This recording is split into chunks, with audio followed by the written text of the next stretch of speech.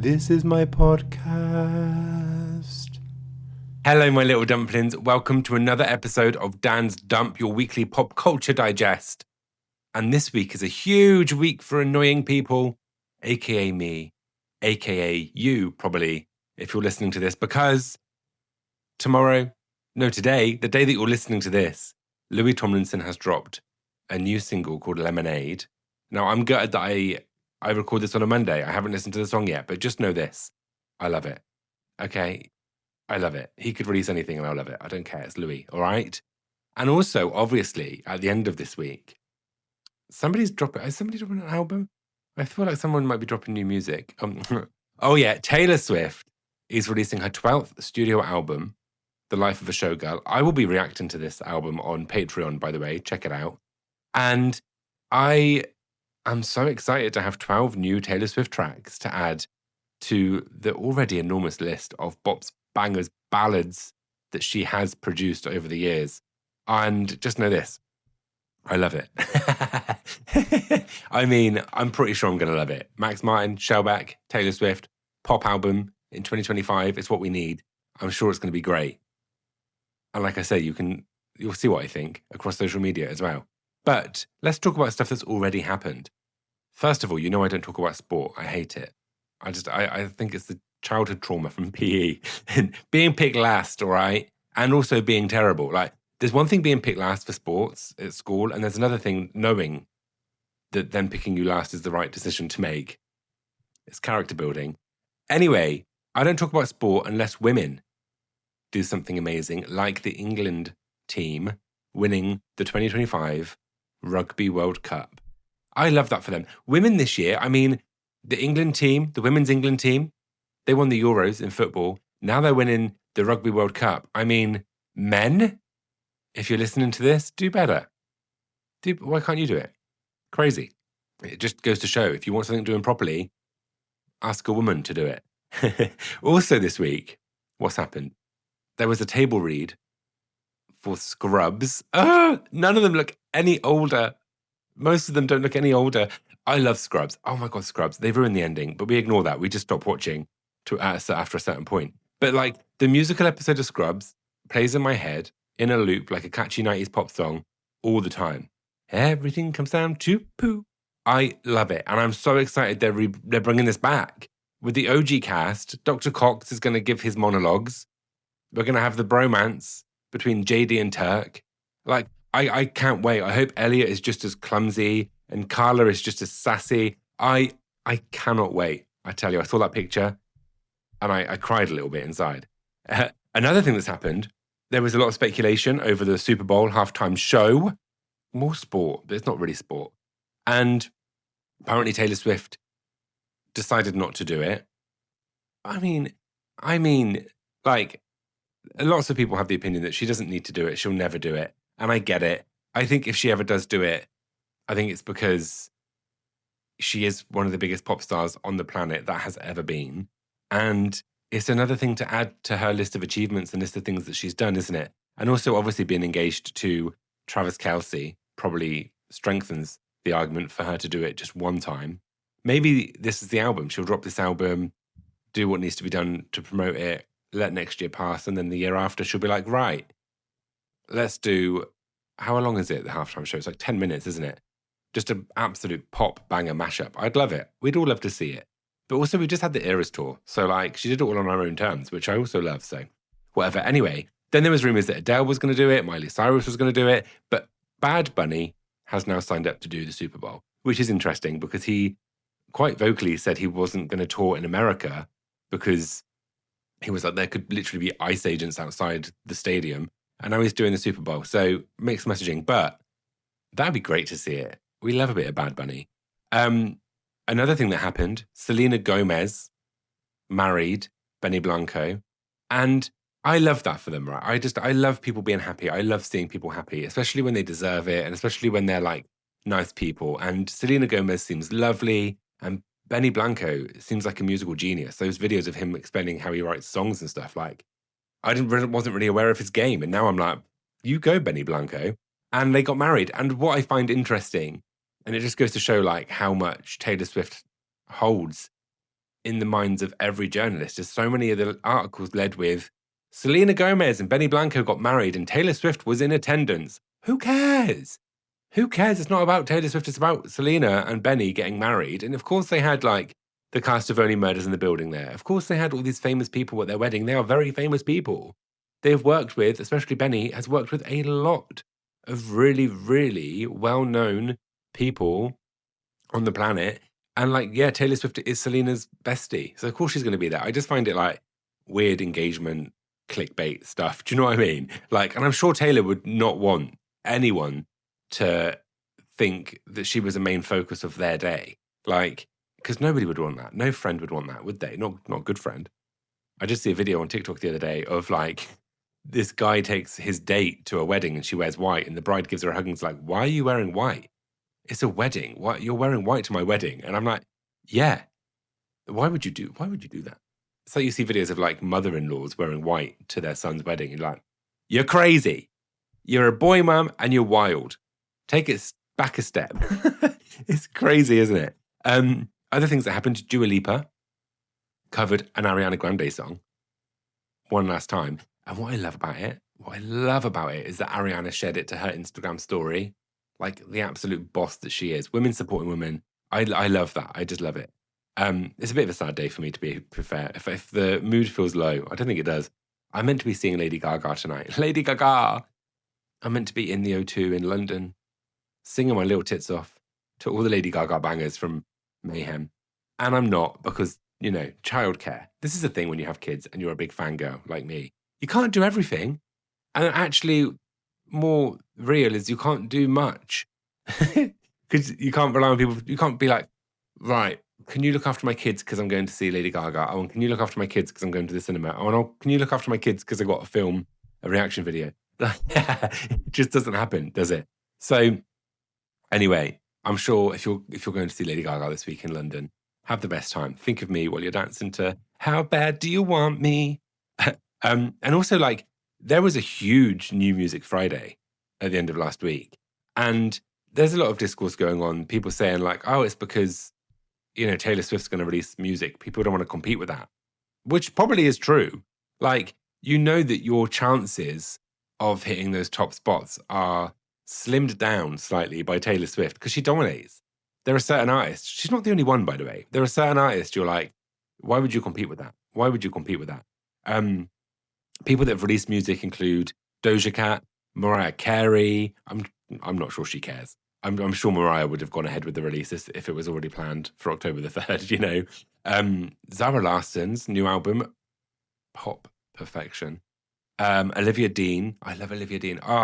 Olivia Dean's voice is like butter. It does something to me. I'm such a fan. And man, I need like, it's just so good. She's so good. And I hope she gets her flowers. I know she's successful, but like, that's an artist that I just think deserves just so much. Same as Ray. Like, you see these British women, these singers, these artists, and you're like, they just deserve, not just British, but I'm British, so I'm biased. But there are so many pop artists right now, so many music artists, so many musicians, singers, and you just think, I just hope that they get the longevity that some other people have had, you know? Because it's hard. That's the hard bit, isn't it? Staying in the game for a long time. Another one is Perry. So the week before, Jade from Little Mix released her album, which is one of my favorites. Album of the year so far. Probably going to get eclipsed, isn't it, on Friday? But that album's so good. And Perry released an album. I've not listened to Perry's album yet. It's been a lot. There's been a lot of music going on. But so it's funny because in Little Mix, I was the most excited for Perry because her voice was like incredible, you know? And I love a female singer who absolutely belts it, right? And that's what Perry is. So I'm hoping that's what her album kind of gives, you know? But Jade's album, Jade, just in general, I'm absolutely obsessed with every move she's made since leaving Little Mix.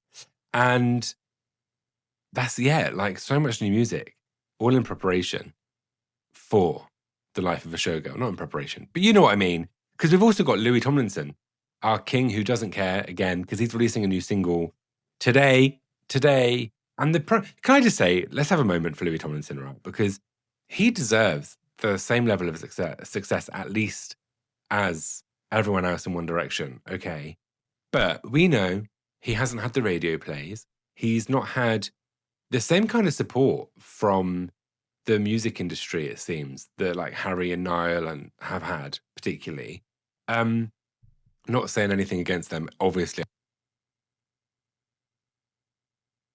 The fact that he's doing his first play of the single on Radio 1, like BBC Radio 1, which at one point people were rallying. Like, people were so pissed off with Louis Tomlinson not getting played on the radio during the release of Faith in the Future that Greg James does this thing where he's like, 10-minute takeover, and people text in songs they want him to play. When Faith in the Future was released, he was overrun with texts of people asking him to play Louis Tomlinson. I want to say it was Silver Tongues, I can't remember now. And he did it. And he even acknowledged that like he's had so many text messages for it. But then he struggles to get played on radio outside of like fan requests. So now that he's actually launching his new single, his new album on Radio 1 and in Radio 1's Live Lounge, like, I have so much hope that Louis Tomlinson will get the right level of promotion and the right level of respect among radio DJs and everyone. Just like, he deserves it. Anyway, I'm like a ride or die Louis Tomlinson fan. I can't. I've said before, like, I feel so parasocial because I genuinely love him. And anyway, crazy. And that's kind of music, because obviously we're waiting for the big music news that I would talk about. But one thing I want to talk about today is fan fiction. All right. Now, fan fiction has always been a really interesting topic of conversation. As somebody who has existed within fan spaces for like my whole adult life, a lot of my teenage life, like, you know, I was a Harry Potter OG fan. I was up at midnight waiting for those books. R.I.P. me. You know, we don't do that anymore. And now fan fiction has kind of grown to this thing that is uncontrollable, because it used to be a safe space for fans who would read fanfics about fictional characters that weren't kind of explored in enough depth, according to fans. So obviously a lot of it was Hermione and Draco. What if Hermione and Draco actually were like enemies to lovers, which I've always found an odd ship, right? Because he was literally awful to her. He was evil. He was like wizard racist towards Hermione and abusive. So the fact that people like want them to be in a relationship so bad and ship it, and there's so much fan fiction around it, I've always found it a little bit like icky. You know, I've never really got into that. I've never read it.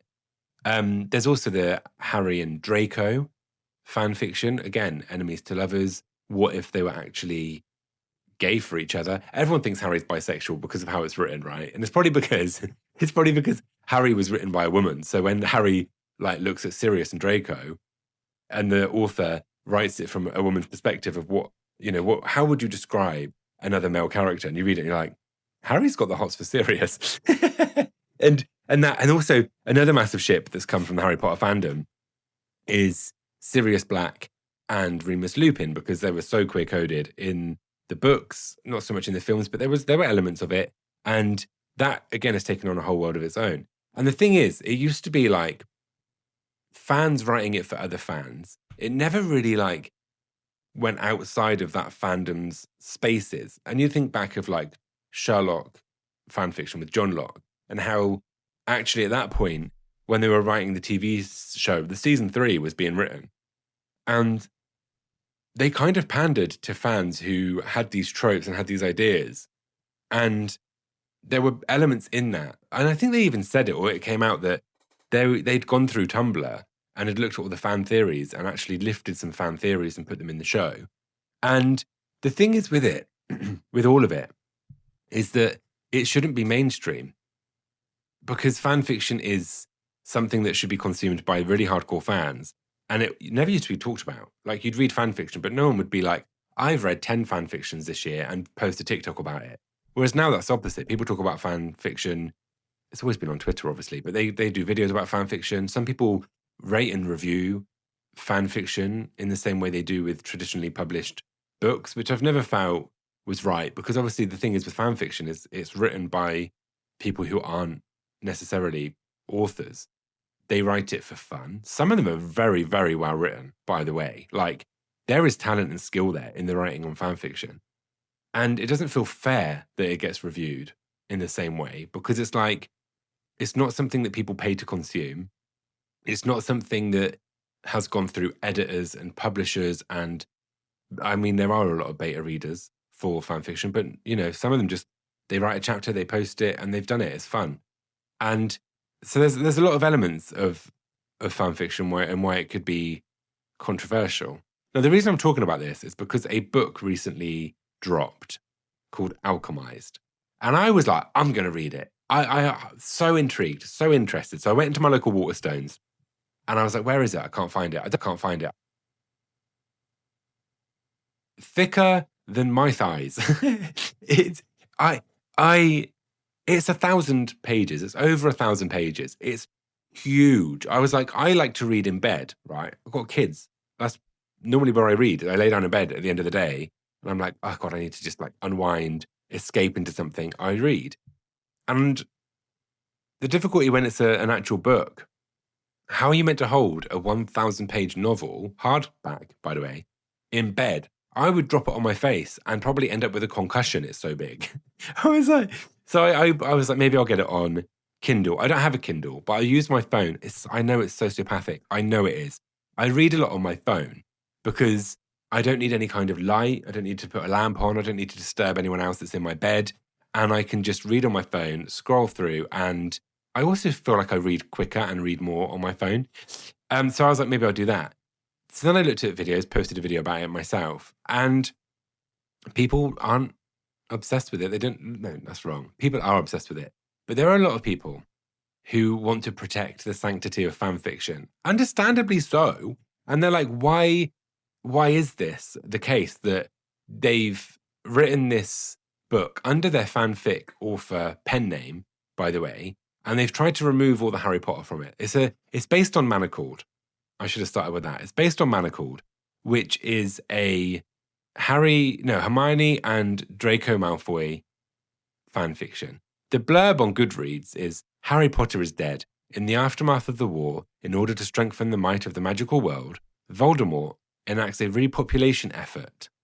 Hermione Granger has an order secret, lost but hidden in her mind, so she is sent as an enslaved surrogate to the High Reeve until her mind can be cracked.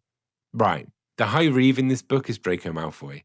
It's giving The Handmaid's Tale in a big way, but like I started reading The Manacled ages ago and couldn't get into it. I personally found it hard to consume because it was about Hermione and Draco, who are characters that we got to know when they were children and then teenagers, and then the story ends when they're like 18, right? And I just found it jarring to read this about those characters. But obviously, it's really successful. It's very well loved. It's a really long and like a lot of people have read this. So when Alchemised came out, there was a lot of people saying, you know, the character names have changed, but their characterizations haven't changed enough. The world building hasn't changed enough. And there's so much criticism as well around the fact that with fan fiction, the world is built, okay? So the world that these authors have already built in their books, in their novels, in their work is built. So then you expand on that. Now, when you write a fan fiction that isn't going to be a fan fiction anymore, the world building suddenly becomes really important because you haven't got all that lore there to kind of tap into and to pull from. And a lot of criticism says that it feels like the third book in a series because it's really hard to get your head around all the new terms, all the new words, the new world, how things like work, the rules. Obviously, when you write any kind of fantasy, it's so important to have rules and to make them explicit, but also not to info dump. And that's a lot of criticism that I've seen. And obviously, this isn't the first time that a fan fiction has become really successful. A massive example, obviously, is 50 Shades of Grey, which was based on a Twilight fan fiction. Love Hypothesis, as well, is based on a Kylo Ren and Rey fan fiction from Star Wars. There are so many: Hurricane Wars, City of Bones, and apparently also the Red, White, and Royal Blue book was based on I think it was like a fan fiction about the actors, Andrew Garfield and the other guy from The Social Network, although that was never confirmed. It was a rumor, and I don't know the full story of it. But I think the difficulty is that you've got to protect these things like fan fiction, because at what point do the original authors, the creators of these worlds, the owners of the IP, when do they turn around and go, people are profiting from things that I've built, written, and made, and I want a cut of that, or I don't want this to happen anymore? And then obviously when that happens, then you look at websites like AO3 and Wattpad, and are they going to be criticized, taken away, shut down because the owners of the IP get some kind of feeling about it? Like, it's a really dodgy, tricky thing to navigate. And obviously, every time something big comes out that's based on fan fiction, that conversation happens. And I don't know. It's a really tricky one, because I've read fan fiction before and I've been like, change the names, and this is an absolute banger. But when you change the names, you get rid of all the lore, right? And then there's a whole other conversation to be had about fan fiction, which is fan fiction written about real people. And obviously, as somebody who loves One Direction, fan fiction was a huge part of that fandom, still is a huge part of that fandom. And there's examples like After, which was based on Harry Styles and thinly veiled. Like, I think the main character of After is called Hardin. Like, they changed, at least, like, get rid of the H name. Do you know what I mean? Like, the first 3 letters of the fictional character are the same first 3 letters of the real person it's based on. And After has like 1 million films. It has such a huge fan base. People love it. And if I was Harry Styles, I'd be pissed. I would. I'd be like, what, people are writing stories about me and publishing them, and it's going like to this point where I'm being characterized blatantly in like films on Netflix. I don't know. It's a really, really tricky situation. I can never decide exactly where I land on it. Because again, I don't feel like fan fiction about real people is the worst thing when it's kept within fan spaces and when it's this intimate little in-joke kind of thing almost within a fandom. I do get, though, if I had fan fiction written about me, even if it was on AO3, I'd feel some kind of way about it. I'd probably read a bit of it to like see what it was about, see how people perceived me, because that's what it is. People perceive things about your character and elaborate on them within fan fiction. So yeah, it's a really interesting thing. And I think with Alchemised, it brings it all to the forefront again. And yeah, I mean, 1,000 pages, it could have been a series within itself. You know, it could have been at least 2 or 3 books. And then if there is world building to be done, perhaps that world building should have been the first book, which when we see what happens before the war and before this character has to become a surrogate and Voldemort, whoever that becomes, I don't know, it's a tricky one. But yeah, fan fiction it can be a really hot topic. And it's interesting. It's an interesting thing. And I don't think I'll ever come to a conclusion on it, apart from the fact that I do kind of agree that if you are going to rework a fan fiction as a traditional novel, you need to change a lot and rebuild a lot of the structure that is already there for you, because the world exists in an already traditionally published format. And I would hate if fan fiction did ever come under threat by the owners of the IPs, because like fan fiction is a safe space. It's such a safe space for people. And yeah, what else happened in books? Heartstopper Volume 6 has been announced. We've got the release date information, and that'll be the end of Heartstopper Volume 6, and then the Heartstopper Forever movie. Joe Locke is currently in a play on the West End. I love that for him. I really want to go and see it, actually. I think he's such a good actor. So young as well. Like, I feel that with the cast of Heartstopper, they're all so young. It's just fascinating to see what they will do and how they will develop in their careers. And yeah, fan fiction, eh? Wild. What else has happened? Meryl Streep met Anna Wintour dressed as Miranda Priestley, which is like the gayest sentence I've ever said in my life. But because this kind of links, doesn't it? Because how much of Miranda Priestley was based on Anna Wintour? Interesting. But I love that. I saw them meet and I was like, this feels like the same person. It feels like one of them looking in a mirror. Do you know what I mean? I wonder if Anna Wintour will be in the film. I'm getting so annoyed as well. Like, I've talked about it before. I don't want to see paparazzi pictures, fan pictures from the sets of these films. I want to be surprised, okay? I want to be surprised. And then another thing that is UK only, Strictly Come Dancing, not only UK, because obviously in the US you have Dancing with the Stars, and you've got Jan, who is one of Taylor Swift's dancers from the Eras Tour, is one of the professional dancers in it, and I love him. And Dylan Efron is like getting everyone absolutely hot under the collar because he's in it dancing shirtless on TikTok and Instagram. But in the UK, we have Strictly Come Dancing. And there's already been somebody fractured that ankle. Danny Dyer fractured their ankle. She's been replaced. Then what I find really interesting is the rise of social media influencers in terms of fame, because George Clark is one of the celebrities on Strictly Come Dancing. I followed him because he had a beep in his garage and he couldn't find where the beep came from. I started following him then.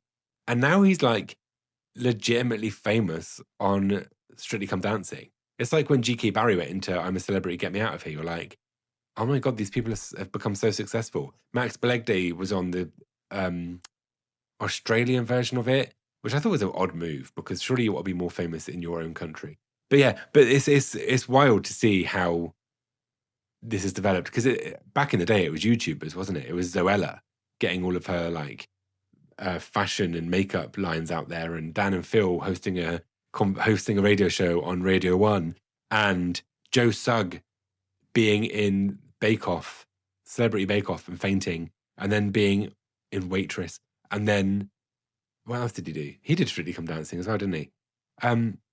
But yeah, it's fascinating to see because obviously they want to pull in younger audiences, more diverse audiences. So they use younger people who have an audience that probably wouldn't tune into Strictly Come Dancing otherwise. Alex Kingston is on Strictly Come Dancing. If you need any other reason to watch that show, that's it. That's it there. And yeah, the interesting thing with Waitress, Carrie Hope Fletcher as well has been cast as Jenna in the tour for Waitress. And people were mad because they were like, it's stunt casting. I'm sorry. How did Carrie Hope Fletcher get famous? By singing and performing in the West End. I saw her as Eponine in Les Mis. She was so good. There's a difference between casting someone like Joe Sugg, who could barely hold a tune, let's be real, in Waitress, and casting Carrie Hope Fletcher. And she got so much stick for it. And I was like, that sucks. And people were like, oh, she's an Epo baby because of Tom Fletcher from McFly. Not true. They're both successful and talented in their own right. I stand by that. McFly versus Busted, by the way. God, I can't see that at all. I've gone on so many tangents. I have no idea what I was talking about. This episode could be called Fanfiction, couldn't it? Oh, I am going to remember this week to go onto my Instagram stories, because on there and on my DMs, you tell me what I should talk about on this week's episode of Dan's Dump. Now, I'm just scrolling through. All right.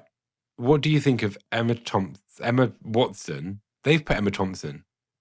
It's Emma Watson. And and J.K. Rowling. So Emma Watson did a podcast, and in it she talks about the nuanced, confusing feelings about feeling love for somebody who you don't agree with anymore. So feeling love for J.K. Rowling, where you so disagree with her views that have been harmful. And I think it's an important conversation to have, because she has that real relationship with J.K. Rowling. She always has done. You know, J.K. will be like, I got her famous. I made that bitch famous, you know? But the point is, Emma Watson talked about how she can disagree with someone and still hold love for them at the same time. Both those things can exist. And then someone parodied it. And it was so crazy. Like, the parody wasn't even like a little bit accurate. And for something to be funny, it has to be accurate. The impression needs to be at least good. It wasn't good. The content needs to be like similar enough to the original content, and it wasn't. And J.K. Rowling engaged with it, liked it. She has commented on it, basically taking the mick out of it because of, was it J.K. Rowling, like the whole fact that she said something like, I still love you, but I disagree with, I can't remember what it was. I can't remember. But it was strong from J.K. Rowling, considering Emma Watson had been so generous and kind. And Yeah, my real concern with it is that because the internet has no nuance anymore, people will listen to it and be like, see, I can still love Harry Potter and disagree with J.K. Rowling. Not the same thing. Let's say that. You can't engage with, promote Harry Potter and still support J.K. Rowling, which is another thing with Manacled, by the way, Alchemised. People, rightfully so, are like, now the book is getting so much attention. People are talking about Manacled, which is Harry and which is Ron. Oh my God, it's neither of those people, which is Hermione and Draco. And now people are going to want to re-engage with Harry Potter fan fiction, and then they're going to want to re-engage with Harry Potter films, books, the new TV show. And it is a slippery slide. I do get that. So I just think Alchemized, I don't want to touch it. Do you know what I mean? I'm like, I think I'm happy to let that one pass me by. And I think Emma Watson was a bigger person than I could ever be to be that kind on that podcast about J.K. Rowling, if I'm being honest. Someone said, love your sweater, girl. I love a sweater. Thank you. That was the white one, I believe. Oh, no, it was the grey one. This one I'm wearing now. The UK signed CD mess. Oh my God. Did you try and get a signed Taylor Swift CD for the Life of a Showgirl? They went in about 0.5 seconds, and now they're up for resale for just so much money. And I hate it. Why do people have to ruin it? Like, this is what I mean about fan spaces. Like, get out. If you're a scalper and you buy tickets to sell at a higher price, death to you. Death row. If you are, if you're buying Taylor Swift CDs that are signed and then selling them on eBay for more money, then, you know, death to your Uber driver. If you don't get those references, get on TikTok more. Okay. Your opinions on vegan vegetarian cheese. I've never tried it, to be fair. Never tried it. That's it. Everything on here says lemonade. The Life of a Showgirl. I think we've covered it. I think I've covered everything because that's what all people have said. And basically I talked about fan fiction for a long time because I think it is an important conversation to have when you consider this is a pop culture podcast from somebody who makes lots of pop culture content, specifically about being a fan and about celebrating fandom and deconstructing. I can't talk today. I'm sorry about it. Deconstructing certain areas of fan culture, and fan fiction is a huge one of those. And yeah, I think we are done for this week's Dan's Dump. You know, I like to keep it short. Oh, Zayn in Vegas was another thing. Why Vegas? I can't get to Vegas. I love that for him. I love this. I love that Zayn and Louis are having such a strong moment right now. They deserve it. And I'm glad that Zayn has overcome all of that stuff so that he can now feel safe in performing. He did a tour. Now he's doing a residency in Vegas. He's just killing it. He really is. And same for Louis. Like, I'm so excited to see how this album rollout, the single rollout first, goes. What tours are announced. What I'm not looking forward to is if Louis Tomlinson gets his massive moment with this tour. I want to be able to get tickets, okay? I worry about that when it comes to it. But Ticketmaster needs some competition. I will die on that hill. Anyway, right, thank you so much for listening. If you want to watch this instead, by the way, you can watch it on Patreon. I have 2 tiers. The lowest tier is like £2, $2 or something a month. And I will upload the video podcast normally the day before on there. People ask me to put it on YouTube. I was trying and I couldn't work it out. I'll try and put it on YouTube Music. I'm just like so technologically like defunct, can't work it. And which is great for the job I do. And yeah, I will see you very soon for another episode of Dan's Dump where we can talk about the life of a showgirl. It will all be about Taylor Swift, won't it? The next episode, and Louis Tomlinson, but mainly Taylor Swift because 12 songs. I can't wait. Right. I will love you and leave you. Have a lovely day. And I'll speak to you, see you. I won't see you. You'll listen to me very soon. I love you lots. Bye. That was my podcast.